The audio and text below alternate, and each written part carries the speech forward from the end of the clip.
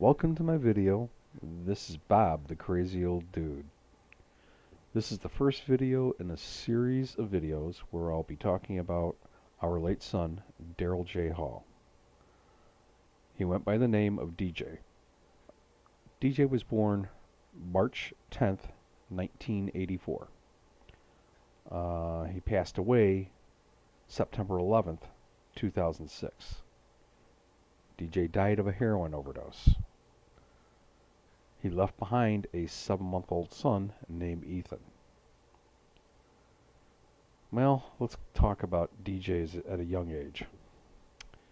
DJ was, what can we say, a pistol. He was a handful, definitely a handful. Um, Kid had great heart. He loved people. He loved being around people. He loved to make people laugh, but he was a handful. We lived in Hanover Park at the time, and in 1991 we moved to Palatine. Once we moved to Palatine, the school that he was in called us in and said, "Yeah, we think your son has ADHD," and they suggested that we have him tested. So we went and had him tested, and it was confirmed he was ADHD.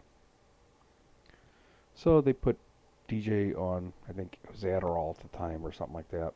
One of the ADHD medicines. I think Adderall was it at the time. I remember the first time he was on it, it was like a completely different person. It scared the hell out of me. He was so quiet, so withdrawn. I felt bad for him. I felt genuinely bad for him. But as time went on, he started getting better. DJ developed an interest in sports big time, very big time. And he was good at sitting and watching some sports event on TV, and he would actually be the announcer. He would do the announcing in his own way. It was quite funny listening to him do that, and even watching, because he would do moves like he was on the radio and on TV and stuff talking about it. But DJ also had a passion for football. Absolute passion for football. So we let him start playing football at, I think, 5 years old. That was back in Hanover Park first.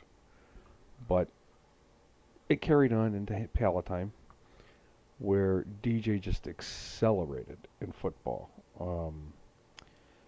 He got to the point in his last, I think, 3 or 4 years in the Palatine Park District football, where he would literally, on purpose, not do good just so he could have go back on what they called the B team at the time and have the coaches that he had, because he loved those coaches. Those coaches understood him. We became really good friends with those coaches.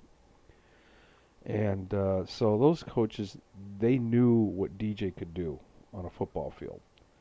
And they played him at those positions. He was a center on the offense, and he was a nose tackle on defense. DJ, he was like the brick of the team. He kept the team together.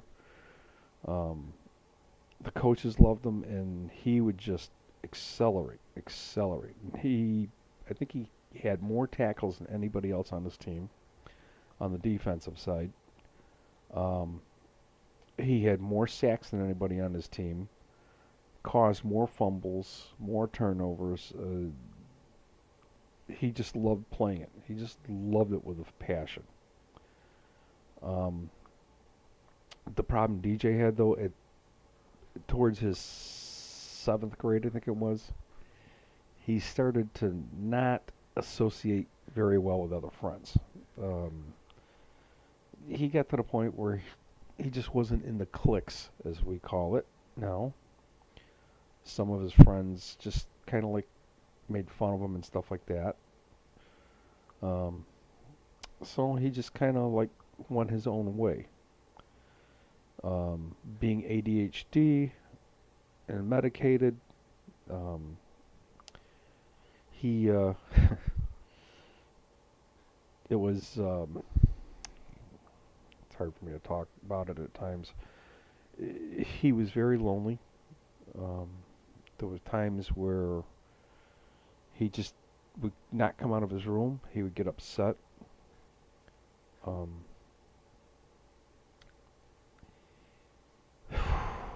he tried to hide it as much as he could, but there was those times. I remember one time, I think he was in 8th grade. He got beat up on the way home from school, and he got jumped by like 3 kids, and they kicked the crap out of him. He came home all bloodied up and everything. We called the doctor. The doctor came to our house at the time, checked him out. He was okay, just bruised up quite a bit and everything.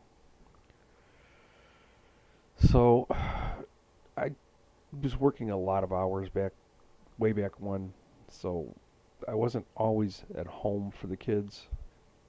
I tried to be when I could.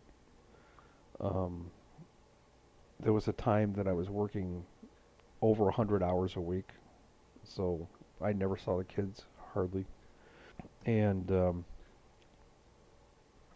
so once he got into oh 5th, 6th grade, I started making sure that I could be there as much as possible. And I took him to all of his practices whenever I could. Um, Sherry would take him when she could. Sherry's mom would take him when she could. We always made sure that somebody went to his practices and somebody was there with him. Um, Moving forward, DJ went into high school. That's when we started having some problems, quite a bit. Uh, DJ didn't get along with a lot of people. Again, more cliques than he just didn't fall into those cliques. He didn't like dealing with those cliques. He was his own person.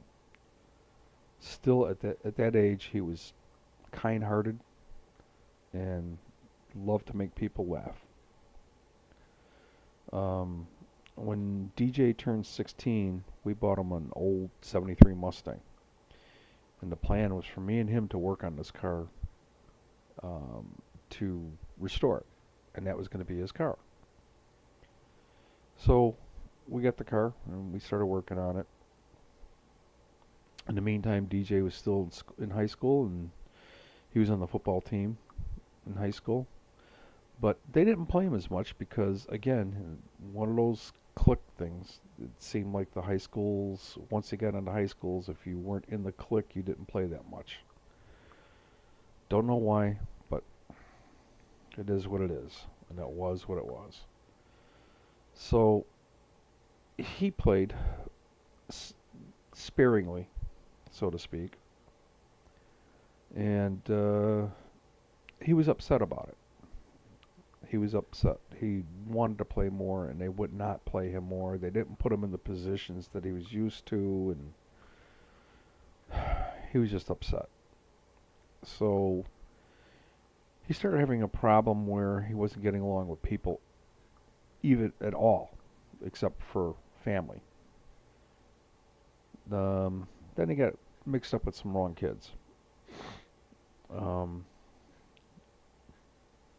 when he started driving one day at the school, he had his car there, and he went to back out of a parking place and almost hit another car that was coming down the aisle.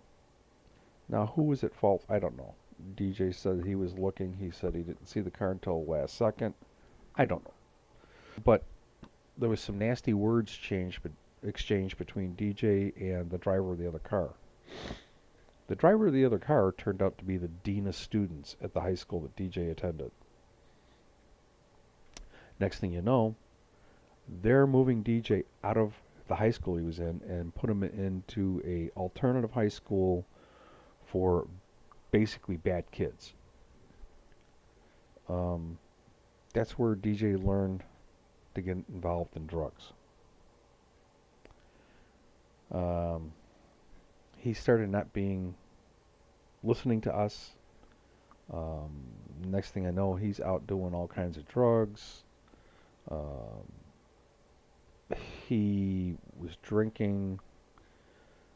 The interesting thing was he didn't do as much drinking as he did with the drugs. So with the drinking and the drugs, made for very difficult times. Um, I remember one night, me and Sherry were in bed. DJ came home and he woke us up. And he told us that he had been out trying to buy heroin.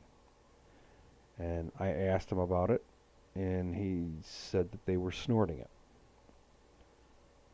I'm like, you got to stop this, dude. You got to stop it. Um, I tried not to get really riled up and angry at him. I tried to be a friend, so to speak, but I should have been more stern with him in hindsight. But we learn. And for you parents out there that have loved ones that are hooked on drugs, stay on them. Do whatever you can to get them off. Get them off of the drugs as much as possible. So,